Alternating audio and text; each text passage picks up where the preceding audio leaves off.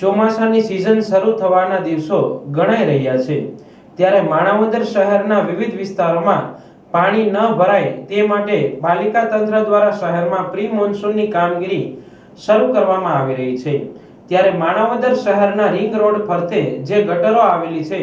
તે ખૂબ જ કચરો અને કાદવ ભરાયેલ હોય, જેની સફાઈની કામગીરી શરૂ કરવામાં આવતા અત્યાર સુધીમાં 100 થી વધુ ટ્રેક્ટર કચરાનો નિકાલ કરવામાં આવ્યો છે।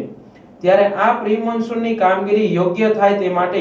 માણાવદર નગરપાલિકાના નવનિયુક્ત ચીફ ઓફિસર યોગેશ ગણાત્રા, પાલિકા પ્રમુખ જીતેન્દ્ર પનારા, પાલિકાના કાર્યાલય અધિક્ષક પરેશ જોશી, ઉપપ્રમુખ પ્રતિનિધિ નીલદીપસિંહ ચુડાસમા, કારોબારી ચેરમેન વિજય બાટવિયા,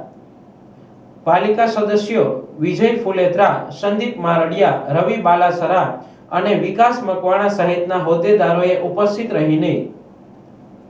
જરૂરી સૂચના આપી હતી। આ અંગે માણાવદર નગરપાલિકા પ્રમુખ જીતુભાઈ પનારાએ જણાવ્યું હતું કે માણાવદર વિસ્તારની ગટરમાંથી પાણીનો યોગ્ય નિકાલ થાય તે માટે મુખ્ય ગટરો સાફ કરવામાં આવી રહી છે, પરંતુ જો વધુ વરસાદથી પાણી ભરાશે તો ચોમાસાની ઋતુમાં વરસાદી પાણીના નિકાલ માટે એક ટીમ કાર્યરત રહેશે,